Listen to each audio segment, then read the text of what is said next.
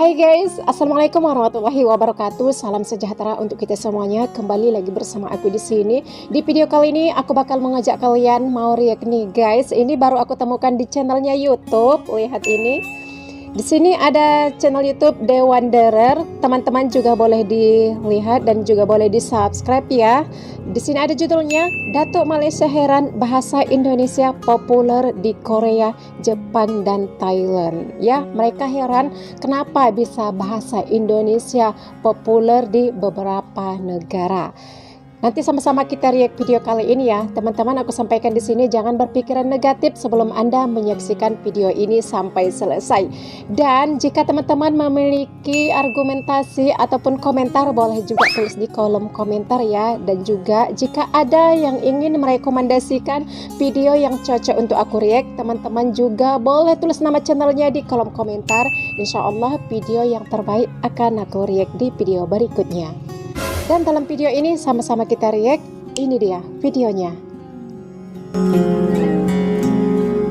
Dan sekarang ini bahasa Indonesia menjadi bahasa ke-10 ya, yang resmi di UNESCO gitu.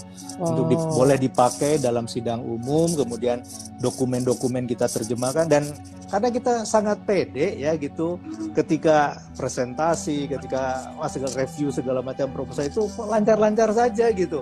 Saya kira kerajaan barangkali lah kalau dalam bahasa kasarnya, kerajaan sendiri sekarang ini tidak lagi menghormati bahasa Melayu, walaupun bahasa Melayu telah diperuntukkan dan didaulatkan oleh perlembagaan dalam perkara 152. Yang jangan lepas dah lepas, ya biar dah lepas. Ya, biar kita dapat bersama-sama membina satu usaha untuk mempertabatkan bahasa Melayu sebagai bahasa antarabangsa. Nah, ini semua sudah dilakukan. Dan bagi kami, golongan penulis, golongan ilmuwan, golongan sastrawan, golongan kreatif, aktivis sastra dan sebagainya, saya kira kita ada masalah. Kita memang berpegang kepada peruntukan 152 itu, dan kita juga berusaha untuk menjadikan bahasa Melayu sebagai pengucapan kebangsaan negara, bahasa Melayu sebagai bahasa negara, bahasa Melayu sebagai bahasa perpaduan, bahasa Melayu sebagai bahasa penghubung pada semua kaum di seluruh negara. Dan kita juga merasakan bahawa dalam hal ini bahasa Melayu juga bukan sahaja sebagai bahasa penghubung, tapi mahkota sebuah negara. Jika bahasa Melayu itu hancur, jika bahasa negara itu hancur, jika bahasa kebangsaan itu hancur, maka hancurlah seluruh struktur negara itu, kerana dengan sendirinya orang lain akan menguasai kita. Kita tidak hilang harga diri, kita hilang jati diri, kita hilang seluruh maruah diri.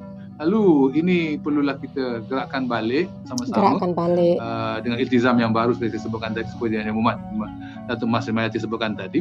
Kita perlu bersama-sama gemeling usaha.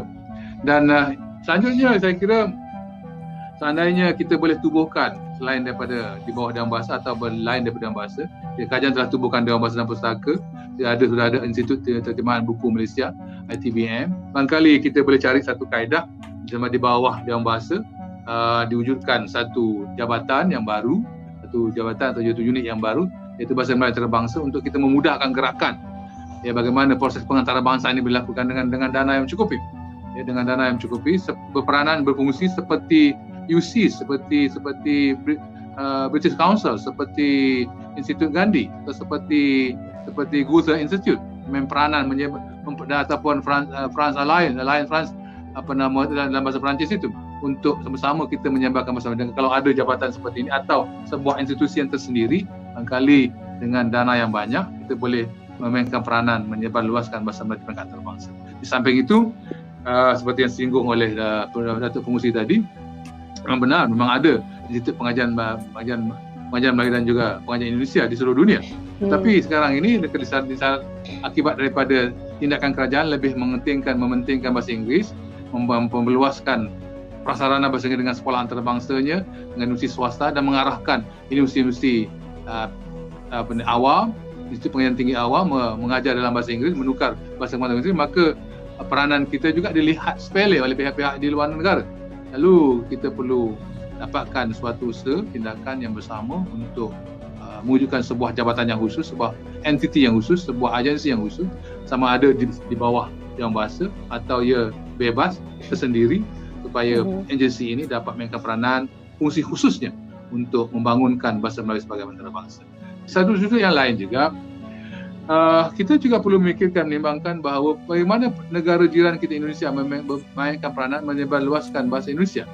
Dalam lawatan kami ke Korea, kami pergi ke Hankook University, di mana kami bertemu, bahasa Indonesia yang diutamakan, bukan bahasa Melayu. Bahasa Indonesia yang diutamakan, bukan bahasa Melayu. Dan pengucapan-pengucapan dalam bahasa Indonesia. Walaupun ada pensyarah daripada Malaysia mengajar di situ. Nah, ini juga perlu berbeza dengan di China, seperti yang disebutkan awal oleh pengurusi tadi, di Beijing Foreign Studies ada 18 institusi yang mengajar bahasa Melayu, yang ada di peringkat ijazah dan juga di peringkat diploma. Sedangkan di Korea masing-masing, dan juga di Jepun juga semua dalam bahasa Indonesia. Dan sekarang ini sudah ada usaha yang amat aktif dilakukan oleh Indonesia menyebarluaskan bahasa Indonesia ke Thailand, di daerah-daerah seperti Selatan Thai, di mana guru-guru bahasa Indonesia dihantar yang gaji yang rendah dengan pengorbanan demi untuk menyebarluaskan bahasa Indonesia. Maka mereka sanggup mengajar malah di Darul Ulum, di sekolah-sekolah pondok untuk menyebarluaskan bahasa Indonesia. Lalu Indonesia juga menawarkan beasiswa kepada anak-anak Thailand di Selatan Thai untuk belajar bahasa Indonesia di Indonesia. Jadi semua ini tindakan-tindakan proaktif yang perlu kita pelajari bagaimana kita boleh lakukan. Oke guys, dalam video ini profesor tersebut menyampaikan ya bahasa Indonesia lebih diutamakan ketimbang bahasa Melayu. Terus mana tuh orang yang mengatakan itu guys? Mana ada bahasa Indonesia? Yang ada bahasa Melayu. Entar kalau ditunjukkan video ini, entar dia sakit hati. Dibilangnya pula awak provokat, ya enggak? Terus kalau mereka yang mengusik bahasa Indonesia, mereka itu disebut apa? Provokat enggak? Orang Indonesia enggak bakalan diam apabila ada orang yang mengusik ataupun mengganggu kebudayaan maupun bahasa Indonesia. Lihatlah seperti apa netizen Indonesia apabila ada orang asing yang mengusik kebudayaan maupun bahasa Indonesia.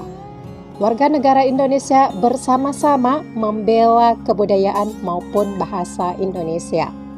Maka dari itu janganlah usik kebudayaan Indonesia maupun bahasa Indonesia agar hidup itu asyik, ya enggak? Kali di peringkat awal, karena kita ada kedutaan di seluruh dunia dan juga pejabat usaha tinggi serta konsulat-konsulat di beberapa bandar-bandar di seluruh dunia, barangkali kita perlu lakukan untuk mewujudkan sekolah bahasa Melayu di kedutaan dan juga sekolah bahasa Melayu di suatu kedutaan. Bentar ya guys, kita lihat di sini ada komentar. Ini di sini setuju dengan pandangan Datuk Zainal Abidin Borhan, bahasa Melayu seolah-olah dipandang sepi. Semestinya kebersamaan mampu meletakkan bahasa Melayu di tahap lebih tinggi. Ya ini mereka aja sudah menggunakan bahasa Indonesia ya guys. Ini komentar dari warga sana kali ya. Terus kita lihat. Dan kita ada atache pendidikan. Yang kali tugas atache pendidikan itu bukan sahaja untuk menjaga kepentingan pelajar-pelajar kita di luar negara, tapi juga berperanan untuk menyebarluaskan bahasa Melayu antarabangsa, membuka kelas-kelas bahasa Melayu. Dan barangkali dengan adanya guru-guru bahasa Melayu di situ, dihantar ke situ, mungkin kita dapat memainkan peranan mempertingkatkan pelaksanaan bahasa Melayu sebagai bahasa antarabangsa.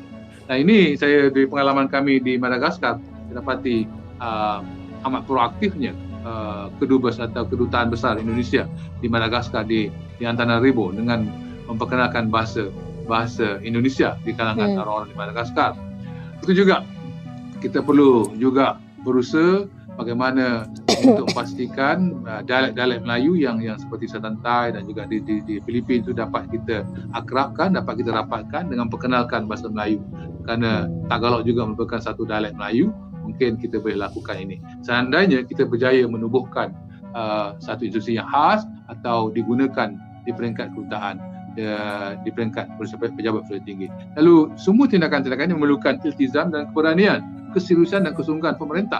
Seandainya pemerintah sepele, tidak mahu, tak serius, maka tengah sendirinya terjunam ke bawah lah bahasa Melayu itu. Apatah lagi apabila sekarang ini di negara kita bila PPSMI dilaksanakan, DLP dilaksanakan, orang sudah mula mana remeh bahasa Melayu.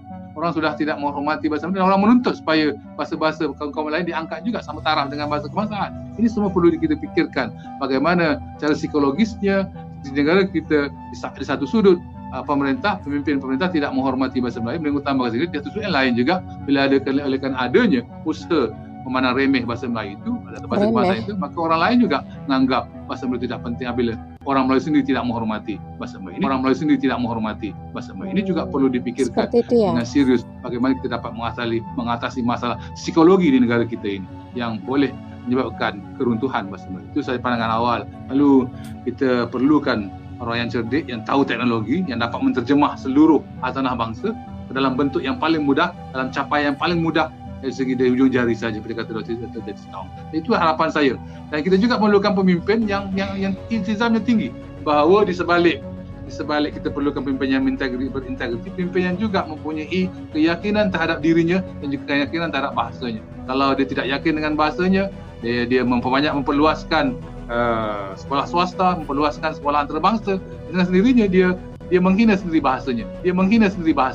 Jadi kita perlukan pemimpin yang mempunyai harga diri, mempunyai jati diri yang kuat untuk membangunkan sebuah tamadun Malaysia yang baru di akan datang. Terima kasih teman-teman. Oke, ya di sini tadi kata Dato ini ya, kita perlukan pemimpin yang mempunyai harga diri, punya jati diri yang kuat untuk membangunkan tamadun Malaysia yang baru yang akan datang. Semangat kepada mereka untuk memajukan bahasa identitas negara, jangan menyerah. Semangat buat tetangga kita, semoga semakin maju lagi bahasa Melayu Malaysianya, jangan menyerahlah bagi semuanya untuk memajukan suatu identitas negara. Teman-teman, jika kalian memiliki pendapat ataupun komentar, boleh tulis di kolom komentar ya. Mohon maaf nih, mana tahu ada kataku yang salah, yang kurang tepat, yang menyinggung salah satu pihak di sini. Berikan kritik dan saran Anda. Insya Allah di video berikutnya akan aku perbaiki. Thanks for watching. Wassalamualaikum warahmatullahi wabarakatuh.